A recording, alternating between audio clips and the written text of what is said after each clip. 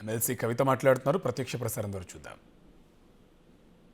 186 అభ్యర్థులందరినీ కూడా అఫీషియల్గా బీజేపీలో చేర్చుకోవడమే కాకుండా ఇగో ఇట్లా బాండ్ పేపర్ ఒకటి రాసిచ్చిండు ఆయన. బాండ్ పేపర్ రాసిచ్చి మోసం చేసి మరి గెలవడం జరిగింది ఆయన. ఇక ఇప్పుడు మా పసుపు రైతులందరూ ఏమంటున్నారంటే బాండ్ పేపర్ రాసిచ్చి మోసం చేసిండు కాబట్టి ఈ బాండ్ పేపర్ మీద అక్క మరి మేమందరము చీటింగ్ కేసులు పెడతామని అంటున్నారు. ఇక రేపటి నుంచో ఎల్లుండి నుంచో పసుపు రైతులు ఎక్కడుంటే అక్కడ ఖచ్చితంగా ఆయన మీద చీటింగ్ కేసులు పెట్టడం కూడా జరుగుతుందని ఈ సందర్భంగా మీ అందరికీ తెలియజేస్తాం. అదేవిధంగా మరి చదువు విషయం చూసుకుంటే ఫేక్ సర్టిఫికెట్ రాజస్థాన్ యూనివర్సిటీలో చదువుకొని వచ్చినటువంటి వ్యక్తి అసలు ఆ యూనివర్సిటీలో ఈయన ఉన్నట్టే లేదట. మరి దీని మీద కూడా ఎంక్వైరీ చేయవలసిందిగా నేను ఆయన మీద మరి ఒక అభ్యర్థిగా పోటీ చేసి ఉన్నాను కాబట్టి నేనే ఎలక్షన్ కమిషన్ కూడా ఈ విషయంలో ఫిర్యాదు చేయబోతా ఉన్నాను అని చెప్పి ఈ సందర్భంగా నేను తెలియజేస్తాను. ఎందుకు ఈ మాటలు చెప్తా ఉన్నా అంటే ప్రజా జీవితంలో ఉన్నప్పుడు నీతి నిజాయితీ ఒక పద్ధతి, ప్రజలకు అంతో ఇంతో సేవ చేయాలనేటటువంటి ఒక ఆసక్తి ఉండాలి. కానీ అవన్నీ పక్కన పెట్టి నిన్న ఆయన ప్రెస్ మీట్ పెట్టిండు నిజామాబాద్లో. పెట్టి ఏం చేస్తారు, కేసీఆర్ గారిని అనరాని మాటలు అంటున్నాడు. ఎన్ని రకాల మాటలు అనాలో అని అన్నాడు. ఒక ఆడబిడ్డగా నిజంగా అందులో ఉన్న కొన్ని మాటలు విని బాధ అనిపించి అసలు మనకి ఇంత దరిద్రమైన రాజకీయం అవసరమా, తెలంగాణలో ఇంత చెత్త మనుషులు అవసరమా, ఇంత చెత్త ఆరోపణలు అవసరమా అని ఒక బాధతోని వాళ్ళు నేను ప్రెస్ మీట్ పెడుతున్నా. మా ఎంపీ అరవింద్ గారు బురదలు అంటాడు, ఆయన మీద రాయేస్తే ఇగో తెల్లటి మన బట్టలే పాడైతే. అందుకే మేము ఎవరం పెద్దగా ఆయన పట్టించుకొని మాట్లాడడం, అంతేగాని ఆయన ఏదో పెద్ద వీరుడో శూరుడో అని కాదు. అటువంటి బురద మీద రాళ్ళేయొద్దని చెప్పి ఇన్ని రోజులు ఆగినాం. కానీ నిన్న ఆయన ఒక మాట మాట్లాడిండు, నేనట కాంగ్రెస్ పార్టీ ఖర్గే గారితో మాట్లాడి కాంగ్రెస్ పార్టీలోకి పోతానట. ఆయన కలవడ్డదో మరి ఎవడు చెప్పిండో, ఆయన ఏమంటుండు, ఎవడో కాంగ్రెస్ సెక్రటరీ చెప్పిండట. అంటే ఏంటి విషయం, నువ్వే వాళ్ళతో టచ్లో ఉన్నావు, నేను లేను. నీకేం పని కాంగ్రెస్ సెక్రటరీతో, నువ్వు బీజేపీలో ఉన్నావు కదా ఎంపీ, నీకేం పని కాంగ్రెస్ సెక్రటరీ నీకెందుకు చెప్తాడు, నువ్వు నా మీద ఎట్లా చెప్తాడు ఆయన నీకు. అంటే నువ్వు ఎన్నికలలో వాళ్ళకి పైసలు ఇచ్చినావు కాబట్టి, ఎన్నికలలో కాంగ్రెస్ పార్టీ నువ్వు కలిసి పనిచేసారు కాబట్టి నిజామాబాద్ జిల్లాలో ఏ చిన్న నాయకుడిని అడిగినా చెప్తారు కంప్లీట్లీ సరెండర్డ్ కాంగ్రెస్ పార్టీ అక్కడ ఎన్నికలలో. కాబట్టి ఇవాళ అరవింద్ అనేటోడు ఇవాళ పార్లమెంట్కి పోయాడు.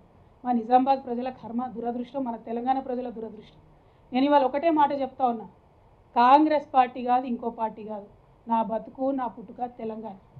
తెలంగాణ పేరు లేని, తెలంగాణ వాసన లేని పార్టీలతో నాకేం సంబంధం ఉంటుంది, నాకెందుకు ఉంటుంది.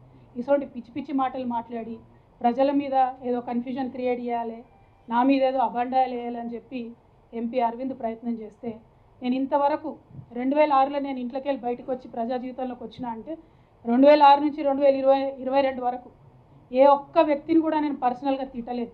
ఎప్పుడు ఇష్యూ మీదనే మాట్లాడినాను. చాలాసార్లు విలేకరులు మిత్రులు అడుగుతారు, కొద్దిగా టెంప్టింగ్ అక్క ఇట్లా మాట్లాడు అట్లా మాట్లాడాలి. నేను ఒకటే చెప్పిన, ఇష్యూ మీద మాట్లాడతా బ్రదర్, నేను వ్యక్తుల మీద మాట్లాడాలి. కానీ వాళ్ళ వ్యక్తి మీద వ్యక్తిగతంగా చెప్తున్నా నేను. అరవింద్ గుర్తుపెట్టుకో, ఇంకోసారి నా గురించి పిచ్చి పిచ్చిగా మాట్లాడితే నిజామాబాద్ చౌరస్తాలో చెప్పుతో కొడతా, మామూలు కూడా కాదు. తమాషాలు అవుతున్నాయా చూస్తూ ఊరుకుంటుంటే? భాష లేదు, పద్ధతి లేదు, మాట లేదు, మంతి లేదు, కేసీఆర్ గారు గౌరవం లేదు, ఇంకోరు లేదు. ఏం చేసినావు, నీ కాంట్రిబ్యూషన్ ఏముంది తెలంగాణకి? ఎందుకోసం మాట్లాడుతున్నావు ఇట్లా? ఎవరి మీద పడితే వాళ్ళ మీద ఎంత పడితే అంత మాట మాట్లాడితే చూస్తూ ఊరుకుంటాం అనుకుంటున్నావా? బిడ్డ చెప్తున్నా, ఎక్కడికి పోతావో ఎన్నికలలో ఎంటబడి ఓడిస్తా నిన్ను. అదేవిధంగా ఇట్లా మాట్లాడినావు అనుకో, మామూలుగా దన్నం పట్టుకొని తంతం బిడ్డ, ఎక్కడికి పోతే అక్కడ. తమాషాలు అవుతున్నాయి చూస్తూ ఊరుకుంటుంటే. రాజకీయం చేయి, ఇట్లా పిచ్చేషాలు వేయకు. ఇంకొకసారి మాటలు రావనుకోకు, వచ్చు మర్యాద ఉండాలి పాలిటిక్స్లో, దిగజారొద్దు. ఒక ఆడబిడ్డతో ఇవాళ ఇంత మాట అనిపించుకున్నావు అంటే ఈ రాష్ట్రంలో రాజకీయాలను భ్రష్టు పట్టిస్తున్నావు అని అర్థమైంది కాబట్టి చెప్పడానికి వచ్చింది. ఇంకొకసారి ఈ వ్యక్తి మీద నేను మాట్లాడాను జీవితంలో, కానీ ఈ వ్యక్తి రాజకీయంగా ఎక్కడ పోటీ చేసినా అక్కడ పోయి మరీ ఓడిస్తా. ఎక్కడన్నా పిచ్చి పిచ్చి వేషాలు మాట్లాడితే మాత్రం మెత్తగా దంతం వెంటబడి ఓడిస్తాం చెప్తున్నా. ఎందుకంటే ఒకటే చెప్తారు తెలంగాణలో, కుక్క కాటుకు చెప్పు దెబ్బ మామూలు విషయం అర్థం కాదు కుక్కకు. కాబట్టి అలా చెప్తున్నా, ఇంకొకసారి నా మీద నేను పార్టీ మారుతా అని ఇదని అదని అడ్డమైన కూతలు కూస్తే చెప్పు తీసుకొని నిజామాబాద్ చౌరస్తాలో కొడతా బిడ్డ. ఏమనుకుంటున్నావు? అన్పార్లమెంటరీ అనుకోండి, ఇంకోండి. 16 సంవత్సరాలు ప్రజా జీవితంలో చాలా ఓపికతో పేషెన్స్తో ఉన్నటువంటి నన్ను ఇవాళ ఇంత మాట నా చేత అనిపించిందంటే వాడు ఎంత చీప్ ఫెలోనో మీ అందరూ ఆలోచన చేసుకోండి. తెలంగాణ ప్రజలకు నేను క్షమాపణ చెప్తున్నా ఇట్లా మాట్లాడుతున్నందుకు. కానీ తప్పక ఆవేదనతోని బాధతోని ఒక ఆడబిడ్డనైనా రాజకీయాల్లో డిగ్నిఫైడ్గా ఉండాలి. నన్ను చూసి 10 మంది ఆడపిల్లలు రాజకీయాల్లోకి రావాలనుకున్నా కానీ ఎవరు కూడా వెనక్కిపోవద్దు అనుకున్నా నేను. కానీ వాళ్ళు ఇట్లా మాట్లాడాల్సి వచ్చినందుకు బాధతో మాట్లాడుతున్నా. ఇవాళ ఇంకో విషయం కూడా నేను చెప్తున్నా, అడగండి ఖర్గే గారిని. ఇంతమంది ప్రెస్ మిత్రులు ఉన్నారు కదా, నేను ఫోన్ చేసిందేమో అడగండి ఖర్గే గారిని. ఖర్గే గారు మాకు పార్లమెంట్లో తెలుసు, మాలాంటి ఫస్ట్ టైం పార్లమెంట్ మెంబర్లందరినీ కూడా దగ్గరికి కూడేసుకొని మాట్లాడి ఆయన అనేక విషయాలు చెప్పేటోడు. ఫ్రెండ్షిప్ ఉంది, అందరితో ఉంటుంది, 100 మందితో ఉంటుంది.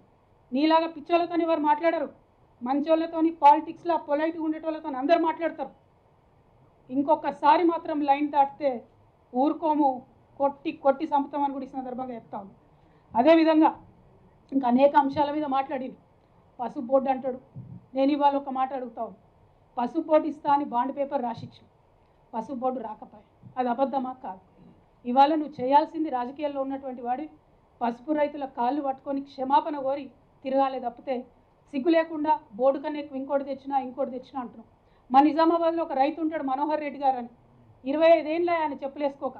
నేను పసుపు బోర్డు టాపిక్ తీసుకున్నదే ఆయనను చూసి ఇన్స్పైర్ అయినా. నేను పసుపు బోర్డు రావడానికి నేను చెప్పులేసుకోకుండా తిరుగుతా అని చెప్తే ఆయనను చూసి ఇన్స్పైర్ అయ్యి పసుపు బోర్డు కోసం ప్రయత్నం చేస్తా అని చెప్పి నా ప్రయత్నాలు మొదలుపెట్టినా.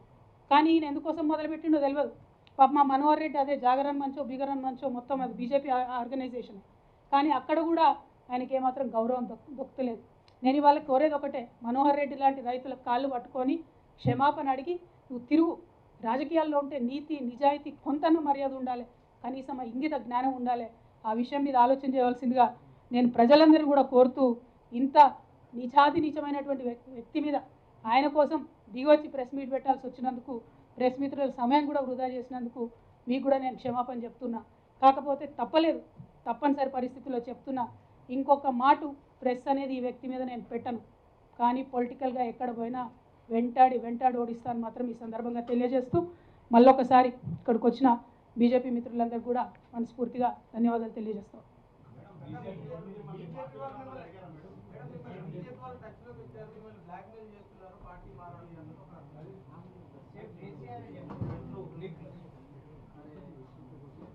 లీక్ ఎవరు ఇచ్చారన్న ఫస్ట్ నాకు అది పెద్ద ప్రశ్న అసలు.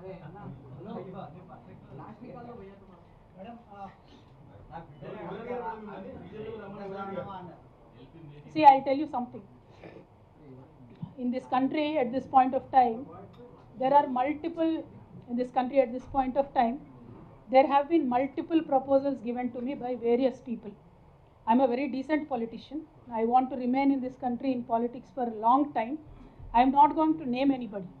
There have been proposals that were brought up to me by friends of BJP, friendly organizations of BJP, asking me to join the party, and they proposed a model called Shinde model. I said, Telangana people do not cheat people of Telangana. Telangana people do not betray their own parties and their own leaders. We will become leaders on our own strength, not by backdoor. We have rejected their proposal very politely. Now what will they do after that is a different story. We are in politics, we are in public life, we are always among the people, we will face it. We are seeing a trend where the opposition leaders have been harassed by ED, like Hemant Soren yesterday. He himself said, I am a chief minister, I have asked for 1 week deferment of my ED questioning, but ED refused to even give me an extension. He in fact said, I am in a constitutional post, where will I run away? So this is a very unfortunate trend that we are seeing in this country. All I am trying to tell you is, there will be multiple proposals in politics. Some are accepted, some are rejected. The proposals that were brought to me, I have categorically rejected them, because my heart always is in a party where my leader is, and I have only one and only leader in this entire life, and he will remain to be the one, that is Honorable KCR Garu. My life, my entire political career is with him and only with him. That I have categorically told to the people whoever came, and they went back. Well, what will they do after that is irrelevant. Whatever they do, we will face it. It is not a big deal. Is the program that you being targeted by the agencies because you are not shifting out of TRS now? See, well, I can't say that, because as of now I did not get a summon. Officially I am not summoned, or officially there is nothing on me. But unfortunate situation in this country is, unofficially there is a leak every day. Unofficially, there is a scam every day. When BJP party leaders were speaking about so-called liquor scam, I got a court order. If they have any respect for the honorable courts, they should not speak.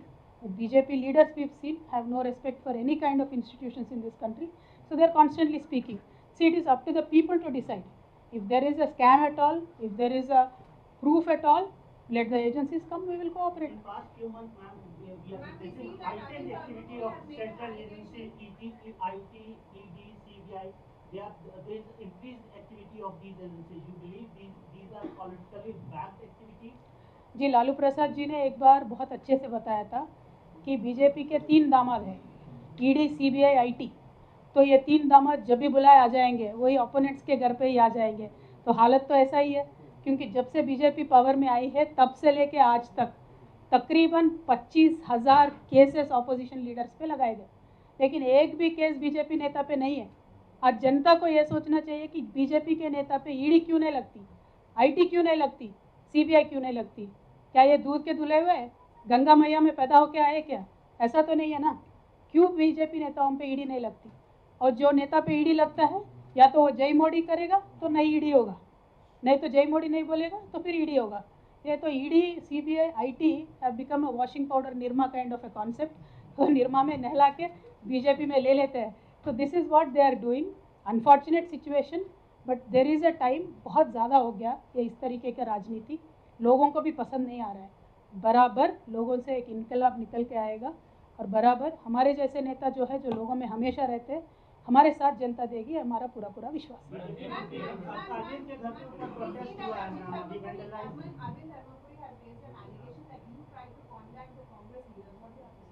Madam, मैंने अभी तक बताया था, वो allegation किस तरीके से अरविंद जी के सपने में आया मुझे तो नहीं मालूम, लेकिन आप तो नेशनल चैनल पे काम करती है मैडम, आप खरगे जी को फ़ोन लगा के पूछिए कि मैंने खरगे जी से फ़ोन किया है, बात किया है। वैसे मुझे किसी भी पार्टी में ज्वाइन करने में कोई भी इंटरेस्ट नहीं है। हमारा पार्टी टीआरएस, अभी बीआरएस बनाए, कल को नेशनल लेवल पे काम करेगा। हम बराबर नेशनल लेवल पे काम करेंगे। जो आज हमने तेलंगाना में विकास करके दिखाया है, वो कल के दिन पूरे भारतवर्ष में विकास करने के लिए अलग अलग मॉडल बनाएंगे, जनता के पास जाएंगे, जनता मानेगी, मदद देगी तो बराबर उनके लिए काम करेंगे। మీకు V6 వాళ్ళకి తెలియకుండా అడుగుతారా నన్ను?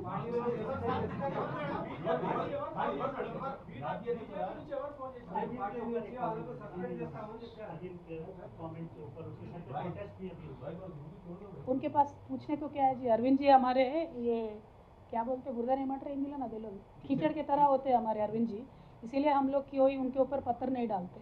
बहुत छिचोरा किस्म के आदमी है उन्होंने, लेकिन आज उन्होंने एक एलिगेशन लगाया, इसीलिए मैं जनता को क्लियरिटी देने के लिए मैं यहाँ आके बात कर रही हूँ, वरना उनका नाम लेने के भी लायक नेता नहीं है वो। आज अनफॉर्चुनेट है बीजेपी में इस तरीके के नेता है। तो मैं जनता से इतना ही अनुरोध करना चाहती हूँ, आप पॉलिटिक्स में डिग्निटी मत गिराइए। पॉलिटिक्स में अनेक तरीके के चर्चे होते रहते हैं, होने दीजिए। कोई हाँ बोलेगा, कोई ना बोलेगा, इसका ये मतलब नहीं होना चाहिए उनके ऊपर ईडी प्रयोग करो, सीबीआई प्रयोग करो, आईटी प्रयोग करो। ये ज़रा भी इंसाफ़ी नहीं है, ये ज़रा भी एक पॉलिटिकल तरीका नहीं है। पॉलिटिक्स को पॉलिटिकली ही सामना करना पड़ेगा, और हम तैयार हैं। Thank you so much. जय तेलंगाना।